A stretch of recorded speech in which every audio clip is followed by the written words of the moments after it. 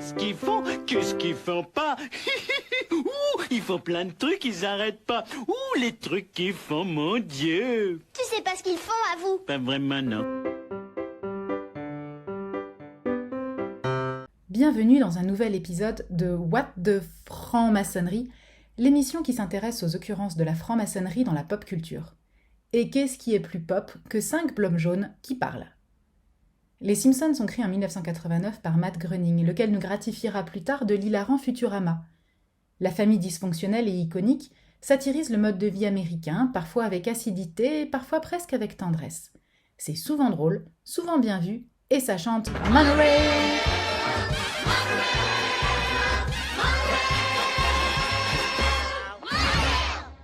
Le 12e épisode de la 6e saison traite de franc-maçonnerie et fait allusion à Star Trek. Je crois pas qu'on puisse faire mieux.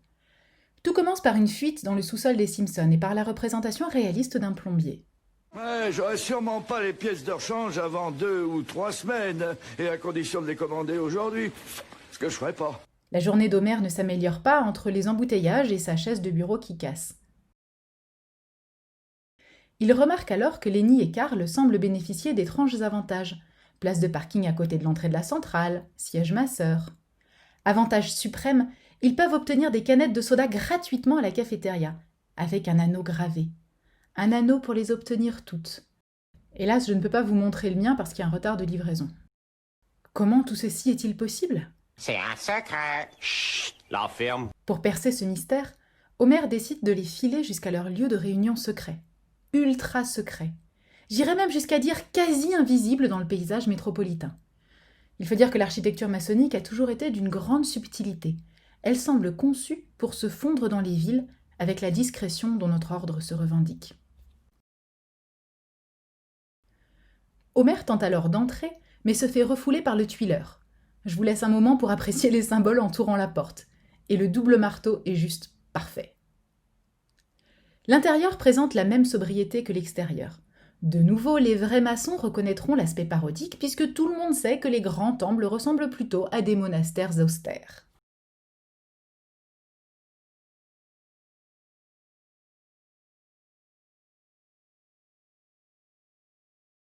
Quand tout à coup,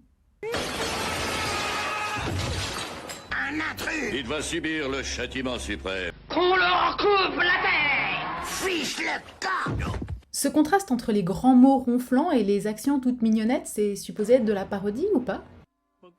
Le lendemain, Homer confronte Carl et Lenny. J'ai vu des trucs bizarres là-bas hier soir. Bizarres, étranges, malsains, tordus, sinistres, diaboliques.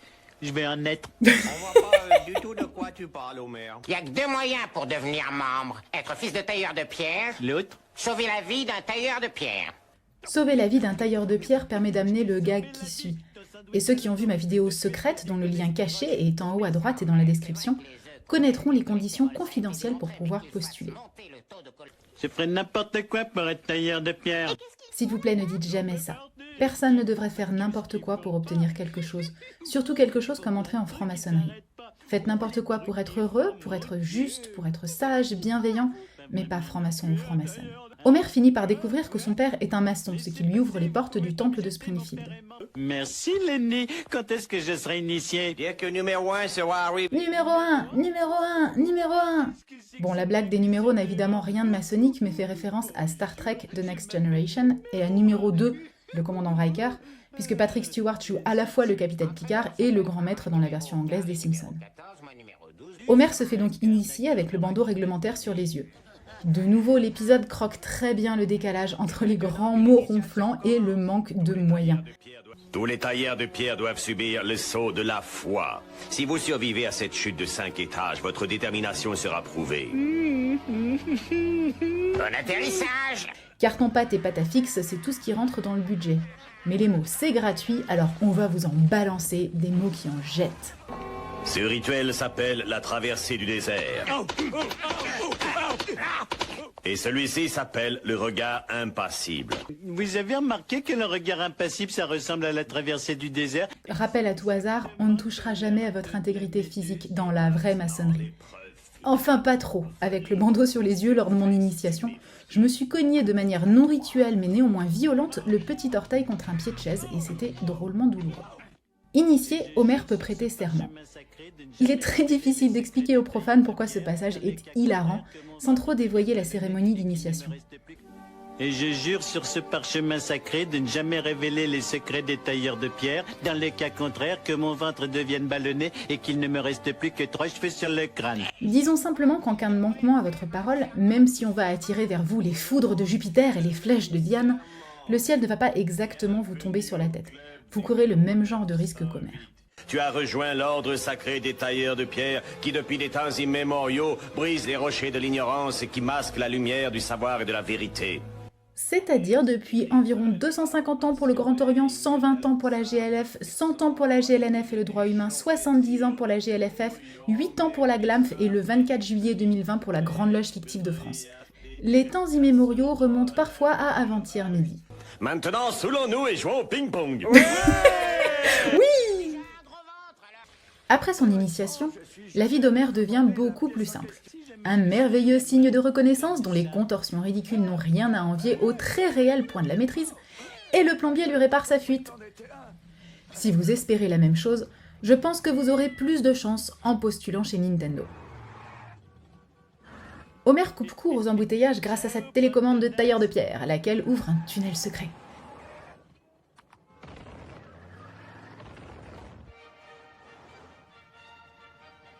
Enfin, on remet à Homer les patins à roulettes ritueliques, ses insignes de membre et le vrai numéro de police secours. Par pur altruisme, je vous donne la version européenne, c'est le 112, composez-le en cas d'urgence.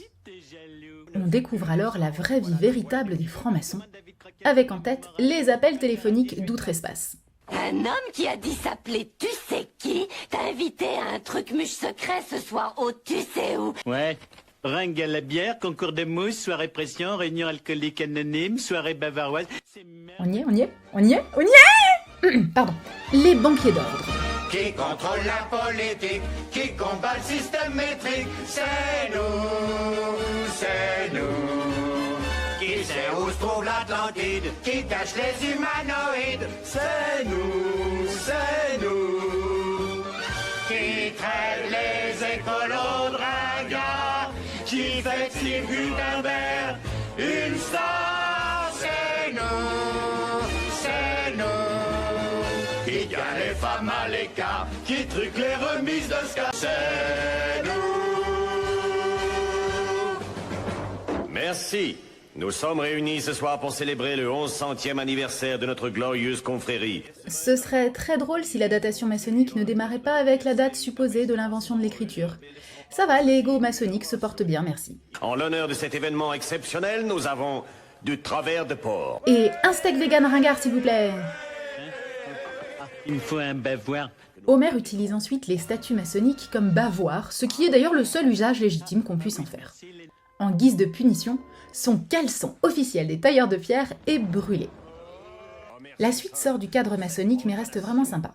La tâche de naissance d'Homer est identifiée comme celle d'une ancienne prophétie obscure qui doit mener les tailleurs de pierre vers la gloire. Parce qu'apparemment dominer le monde ne suffit pas. L'épisode cesse alors de railler la franc-maçonnerie et part sur une parodie du dernier empereur avec des gags moins destinés aux initiés. Tandis que ses frères font ses 4 volontés, Homer réalise que sa vie est devenue un enfer. Sur le conseil de Maggie, il propose à l'ordre des tailleurs de pierre de s'occuper d'améliorer la vie des habitants de Springfield. Tu devrais descendre de ton piédestal et aider les autres. La critique adressée aux francs-maçons est leur manque d'altruisme réel, et je ne peux qu'être d'accord, en partie. Les innombrables colloques maçonniques sur les problèmes de société débouchent sur des actes de colloques qui débouchent sur des publications dans des revues confidentielles, bref, ça sert à rien. Les maçons et maçonnes qui œuvrent à un monde meilleur le font dans la société profane. Donc je conteste l'existence de ces colloques et conférences. Sachant que la maçonnerie est un ordre initiatique et que je suis rentrée avec un objectif de perfectionnement spirituel, j'aimerais bien qu'on arrête de ne pas s'y consacrer. À Springfield cependant, comme en France parfois, il n'est pas question de rester utile à la société trop longtemps. Les conférences, la bière et le ping-pong, c'est quand même mieux. La solution est bien évidemment la scission avec l'ordre dont l'origine se perd dans la nuit des temps, pour créer un autre ordre dont l'origine se perd dans la nuit des temps. C'est pratique la nuit des temps pour s'y perdre. Mais peut-être aussi que nous ne voulons plus être des tailleurs de pierre. Suit alors l'inauguration du meilleur temple maçonnique jamais conçu, que les architectes prennent note.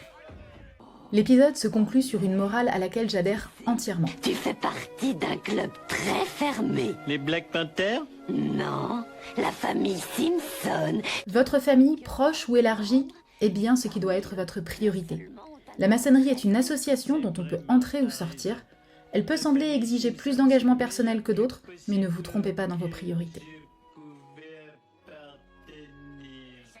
Il y en a partout dans le monde. Et il y a une prédiction qui dit qu'un... Vous allez vous abonner à ma chaîne, cliquer sur la clochette, mettre un pouce en l'air et ramener vos amis, enfin ceux qui ne sont pas complotistes.